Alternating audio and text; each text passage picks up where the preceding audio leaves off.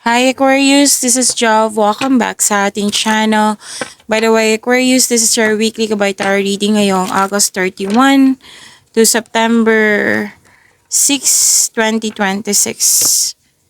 August 31 to September 6, 2026. Gamitin ang reading na ito bilang gabay lamang. Tandaan, Aquarius, kunin nyo lamang ang mga mensaheng tumatama sa inyong sitwasyon at iwanan ang hindi. Gabay lang ito at ikaw pa rin ang may hawak ng tadhana mo. Kung handa ka na, Aquarius, tingnan natin kung ano ang gustong sabihin sa iyo ng universe ngayon.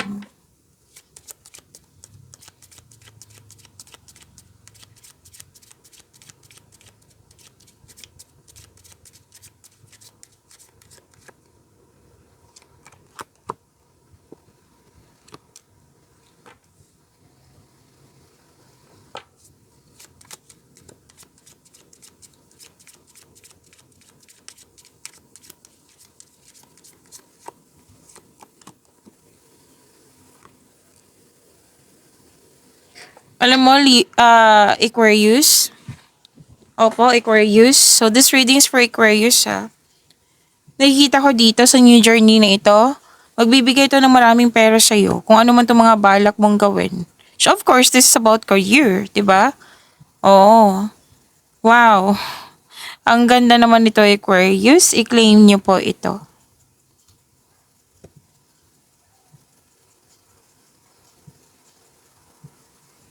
Windfalls po ito eh. May nakita kong pera talaga dito, malaking pera. Windfalls, claim, claim, claim. True abundance, total victory. Wow, total victory. Kabuang kaunlaran at tagumpay, resulta to sa inyong pagiging productive sa araw-araw. This is universally positive. Explosive card of fortune sa lahat ng cards. This is financial abundance, ultimate success and total fulfillment. Ang ganda nito, Aquarius.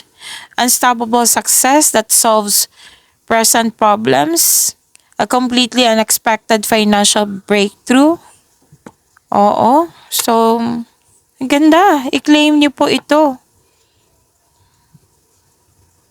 So, this is the positive card kasi.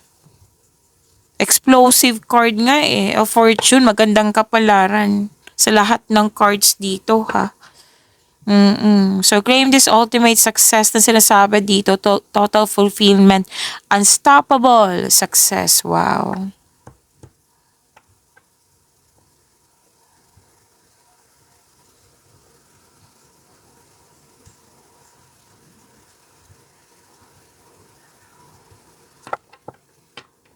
Stability ang nakikita ko dito eh.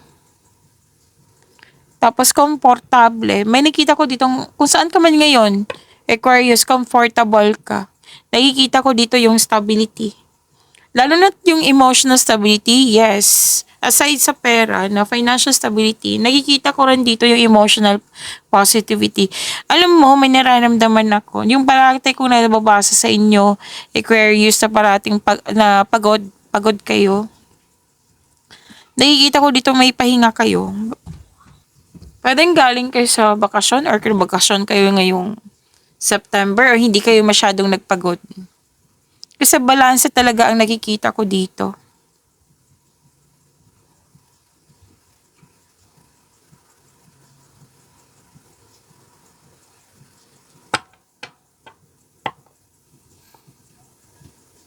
Ultimate breakthrough to eh. Lalo na sa career and sa business po, sa career. May kontrata din ako nakikita dito. May promotion, maraming transaction. Wow ha, ang ganda naman nito.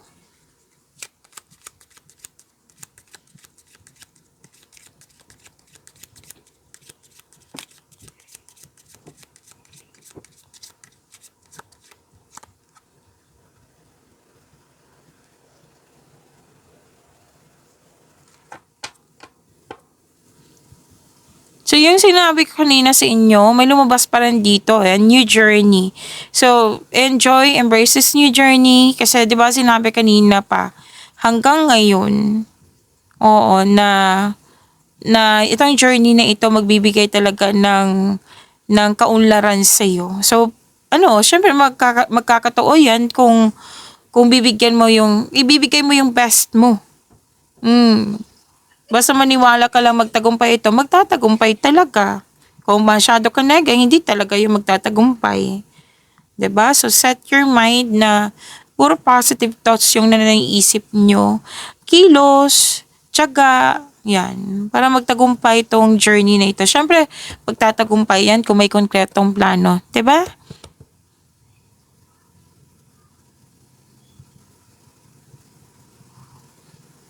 So, prepare yourself, Aquarius. Kahit nag-overthink ka, 'di ba, busy yung mind mo. Busy ka din sa mga ginagawa nyo. Pwede nga paglilipat to, relocation, or new chapter. Literal na new chapter nga. Bagong kabanata. So, matagumpay na paglilipat na paglalakbay.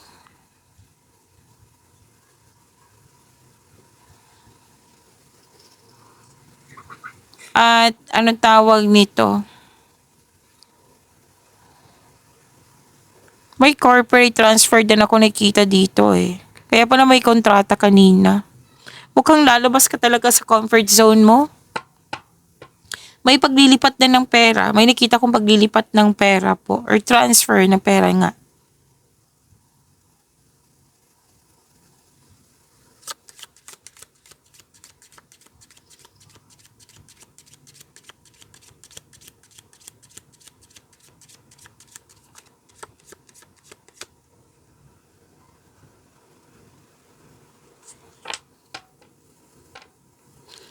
Umiwas kayo sa away ha. Kasi may babae dito na galit. Oo, may babae na galit dito. Naku, pwede po umiwas na lang po. Pwede kasi itong na-provoke or yung na-prangka mo. Tapos nagalit.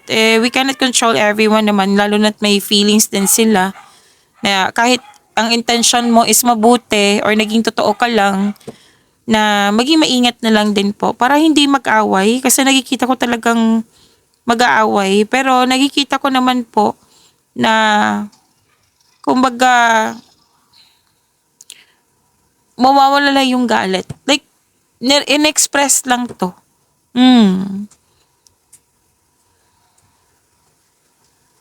Pero mag-ingat talaga ha kung hindi mo to siya close. Kung close mo, maging maayos siya kasi isa sa inyo magbibigay ng unawa eh. Kasi, yun nga, pwedeng itong taong ito is expressive lang siya, pero hindi siya magdadala ng grudges. Oo, hindi siya magtatampo sa'yo. I-express lang niya, nagalit siya. Oo. At, may ano kasi dito na energy na hindi mo masyadong close. Na, chismosa. Chismosa po Aquarius eh. Na hindi talaga maganda ang ugali niya. Unlike yung sa kakilala mo, etong taong ito na hindi mo masyadong kilala, hindi maganda ang pag-uugali talaga. Talagang mapaghigante, galit, chismosa. Oo. Na nangingialam. Naninira ng kapayapaan po. So, umiwas na lang kayo sa kanya, sabi ng yung cord. Huwag ka magpapekto sa kanya, sabi ng yung cord. At, di ba may kontrata, sinabi kanina, basahin niyo po na mabuti. Okay? Intindihin na mabuti. Kung hindi mo na intindihan, magtanong po.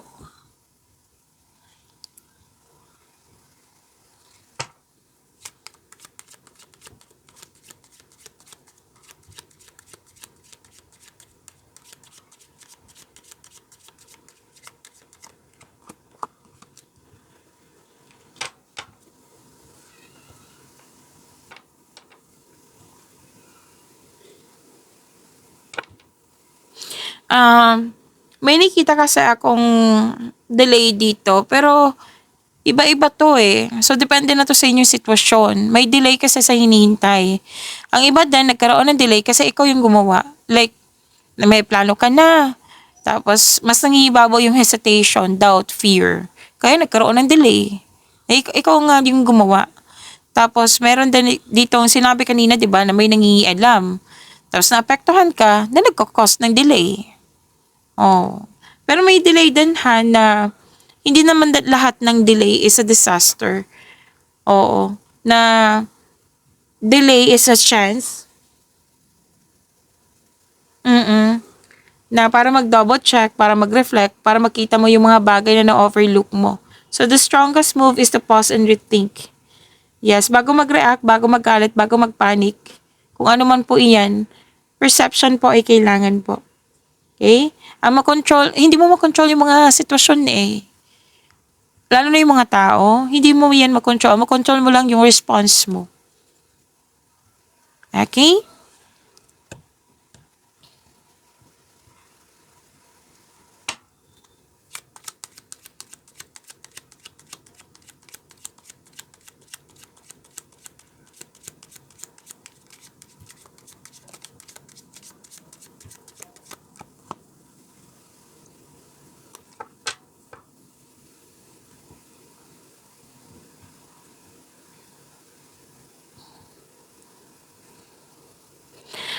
Okay, may ano dito. Kanina ko po ito nakikita eh. Some of you nagkaroon ng panahon sa bahay, nag-staycation sa bahay kasi you felt calm, relax, and security pag nasa bahay kayo. Better than home-based yung trabaho nyo po.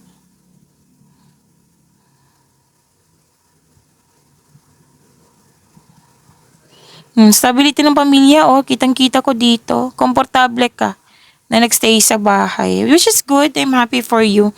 Nagkaroon ka ng time sa iyong sarili, sa pamilya, sa bahay. Which is gustong-gusto mo. Comfortable ka, which is very good.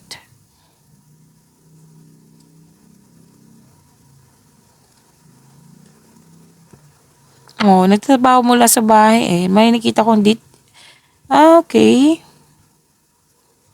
Nag-iingat ka nag-iingat ka nagbabudget ka po. Yes, nakikita ko dito nagbabudget ka. Nagiging stricto ka na sa iyong pera.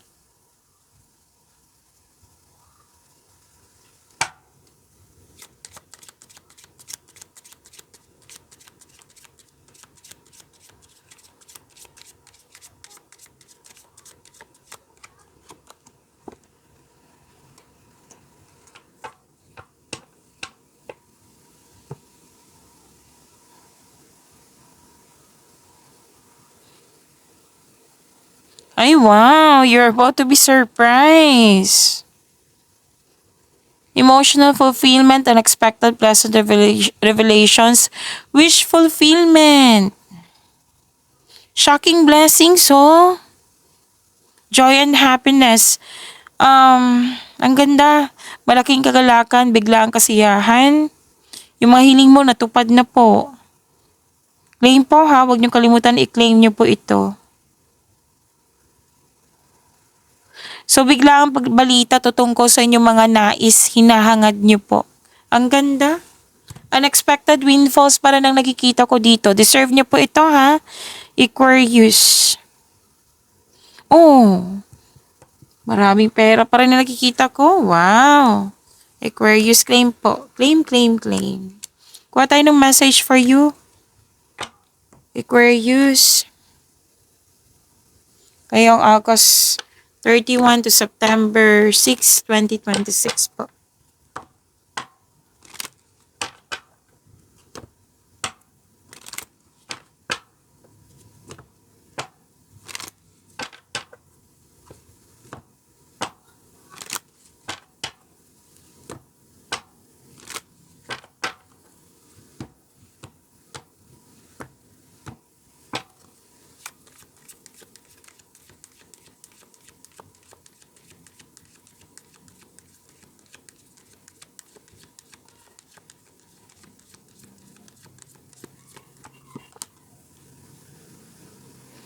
Sabi po dito, first light, beginning a new cycle. Tingnan nyo, beginning a new cycle. So this is a new cycle which is sinabi naman kanina na may new journey kayo. Mga bagong simula, bagong gawain, bagong connection sa isang tao. Wow. So first light. Claim nyo po.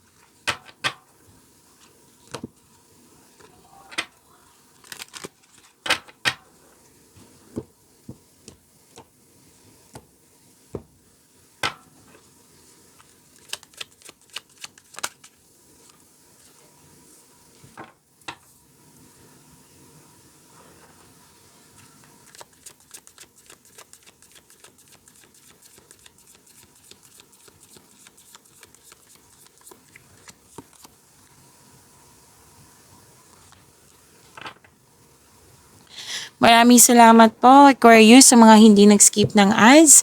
Subscribe na po kayo sa ating channel at click bell notification para updated po kayo sa reading natin. Para po sa mga gustong magpa-reading po, comment po kayo ng personal reading and check my replies sa comment section. Sa mga hindi pa alam, Aquarius, may second channel po tayo, Love Jove. Andito po yung timeless reading, short reading ng 12 zodiac signs. Let's say, wala kayong reading today dito, so punta kayo dito sa second channel natin, and dito po yung reading nyo. Huwag nyo din kalimutan na mag-subscribe at i-click yung bell notification po para updated po kayo lagi sa daily reading nyo po, Aquarius. Love, Jove. Thank you po. Inom muna ko ng tubig, Aquarius.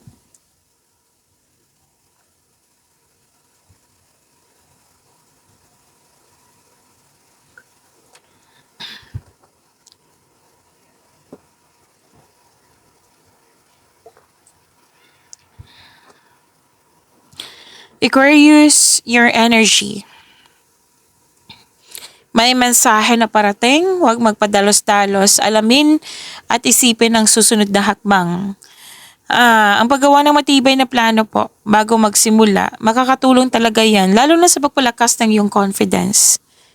So very excited ka kasi may dumating na opportunity na bibigyan mo siya ng agarang action kasi alam na alam mo, magbibigay ito ng kaunlaran sa iyo.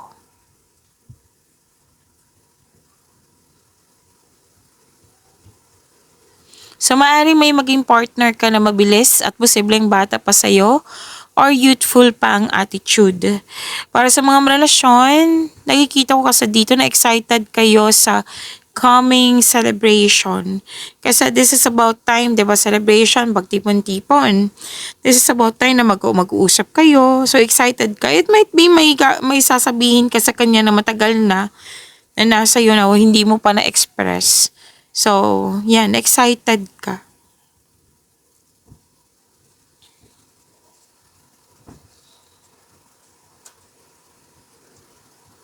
And naghihintay ka ng feedback dito. Client ba, boss, or new employer, kung sino man po ito, na alam mong, may offer kasi siya sa iyo na kailangan maghintay. Yes, kailangan maghintay kasi alam mo makakatulong to sa iyo. It might be personal development or sa inyong financial. Na very excited ka.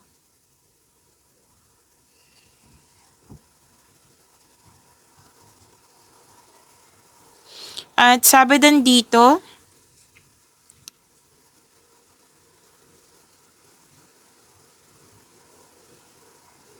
andito yung competition, rivalry. Nakita ko to kanina eh. May conflict. Ganun pa rin yung sinasabi ng yung tarot cards dito. Hanggang dito sa tarot cards nandito po. Na umiwas na lang po. Kasi may mga tao dito or kayo hindi nagkaroon ng pagkakaunawaan. Parang hindi sang-ayon, ganun. So umiwas na lang or huwag ka magpa-apekto, sabi ng yung card. Mag-focus ka sa mga gawain mo kung pwede po. Kasi pwedeng may tutol nga, di ba? Sinabi kanina to. Gusto mo bang magpatayo ng bahay or any kind of structure? May nakita rin akong competition dito rivalry. Or andito po yung mga pangyayaring hindi mo control. So kung mangyayari to, yung lalo na yung delay sa mga pangyayaring hindi mo control nga eh. So this card asks you not, you need to slow down, pay attention ka lang. 'Di ba? Baka may mensahe na kailangan mong malaman, 'di ba? And listen to your intuition also. Huwag magmadali kasi nakikita ko talaga dito nagmamadali ka. So magmamadali, posible kasi maiinip ka niyan. Okay, so take it slow. One at a time. Don't rush things.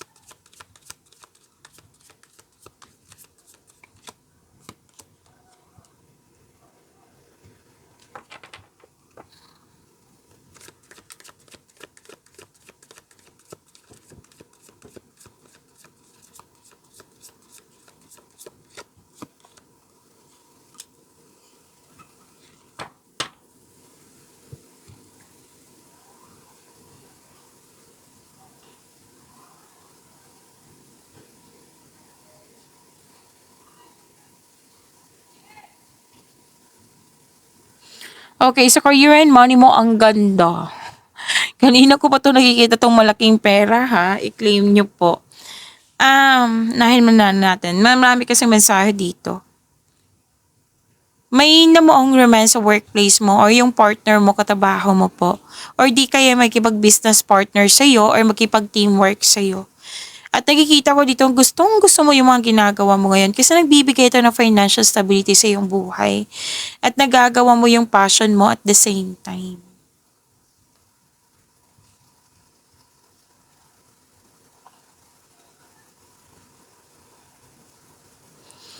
Nakikita ko rin dito na, wow, malaking pera talaga ito. Success, enjoyment, puro enjoyment na-enjoy mo yung mga ginagawa mo ngayon. Relax and enjoy mo yung achievement mo. Take a break. Para pagbalik mo, recharge ka na. Oo. And work can wait You still be abundant after a well-deserved vacation. See? Kanina ko pa nakikita na mukhang nagbabakasyon kayo or tapos na yung bakasyon nyo. Kasi deserve mo naman po ito. Sinasabi na yung card dito, huwag ka mag-alala. Kasi pagbalik mo, abundance pa rin yung naghihintay sa'yo. Hindi talaga magwawala yan sa'yo. Aquarius, why? Masipag ka kasi. You're very, anong tawag nito? Tapat. Tapat, very productive. Actually, maraming nagpapatunay niyan. Marami ako kilalang Aquarius. Yes. Talagang hard worker, tapat, on time, yan. Marami akong kakilala niyan ha. Kasi ako parating late. Aquarius, marami akong kakilalang Aquarius na talagang pag oras talaga, oras, yan. So, ako lang yung late comer sa kanila. Natawa ako, nakinaalala ko tuloy Aquarius, okay. And, bakasyon pa rin, nakikita ko talaga dito. And this is your lucky week. Lucky. Tandaan nyo yan. Lucky. I-claim nyo po. This is harvest time. Lahat ng tinanim mo nagbo-bloom. At, ang iba sa inyo, plano pa. Pero gagawin nyo talaga ito ngayong September, yung bakasyon. Naging wise kayo sa pag-handle ng finances mo. Oh. Kaya nga, balik na balik yan sa iyo. Kasi hindi ka madamot. Masaya ka makatulong sa kapwa mo. Yes. So, claim niyo po itong success na ito and financial stability, financial security is yours.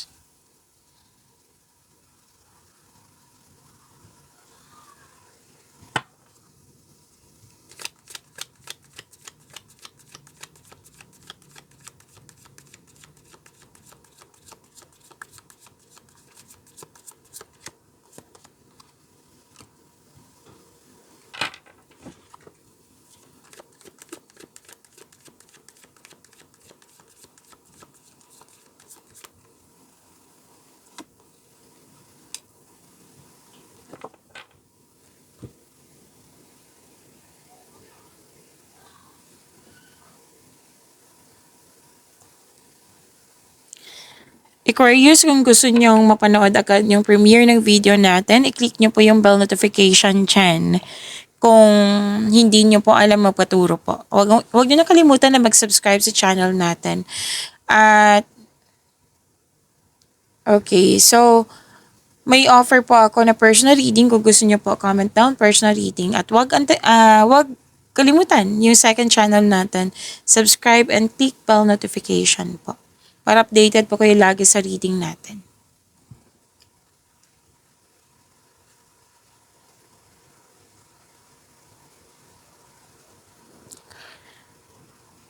Okay, love and romance. Abundance pa rin, no? Wow. New beginnings, abundance. New beginnings din to. Beginning a new cycle. Tandaan nyo. First light. Okay. May parating na love or romance para sa mga single. This is gift from the universe. And para sa mga marelasyon sa buhay mag-asawa, may plano mag-level up sa inyong relasyon. O relasyon to, pwedeng magbubukod or kasal. May ilang couple din naman dito na kontento na sa inyong pagmamahalan. Ganda naman.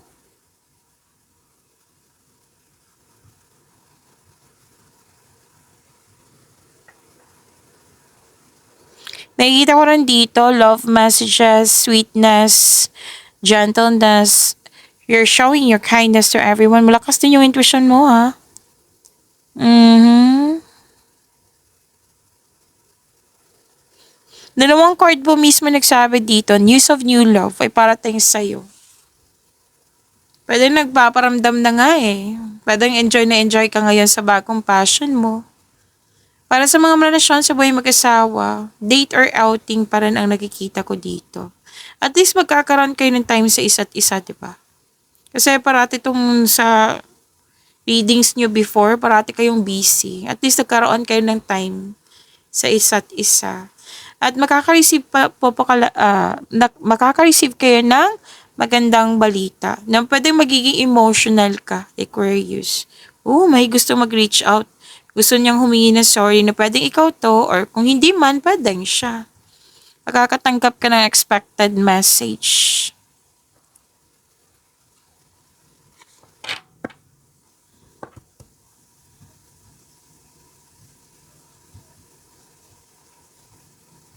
Pahinga pa rin. Kanina ko pa yan nakikita sa inyo. Bakasyon, pahinga. Kasi pagod. Pagod ka sa trabaho, sa laging busy, or pagod ka sa mga toxicity. So this is good. Kasi ilang beses lumabas, diba? Na sinabihan ka naman kanina, diba? Na babalik ka, abundance pa rin yung naghihintay sa'yo. Kasi nga masipag ka, matalino ka, masipag ka. Ginagamit mo yung talino po para maging successful. Yan. At sa mga single dito, me time, alone time to eh. Gusto mong munang kapag-isa para mag-isip ng, ma-evaluate mo yung priorities mo sa buhay. Gusto mo munang mag-focus sa iyong sarili.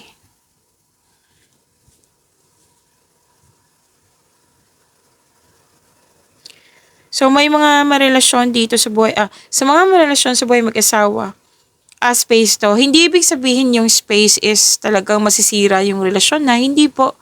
Nakikita ko dito na space kasi it might be may ugali ka na gusto mo mapag-isa muna para makapag-isip at makapagpahinga.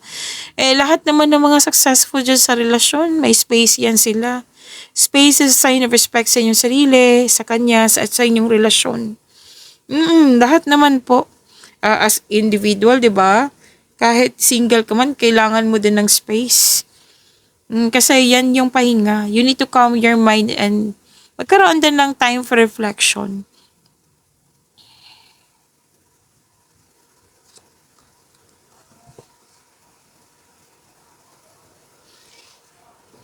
Yung parating sa inyo, pwedeng kapon yung air signs. May fire signs dito and earth signs din po. So, earth signs is Taurus, Virgo, Capricorns. Fire signs is Aries, Leo, Sagittarius. Kapon yung air signs, Gemini, Libra, and Aquarius. Na isang napakatalino at matagumpay sa buhay. Na pwedeng ano tawag dito? Na fall ka sa kanya the way siyang magsalita. Yan, na humanga ka sa kanya the way siyang magsalita. Para sa mga relasyon sa buhay mag-asawa, isa sa inyo nagbibigay ng mahabang pasensya. Mas ginagamit niyang lohika kaysa sa emotion po. Yes. So, yan po. Pagyamanin niyo po yung blessings sa binigay sa inyo, Aquarius. See you tomorrow. Maraming salamat po.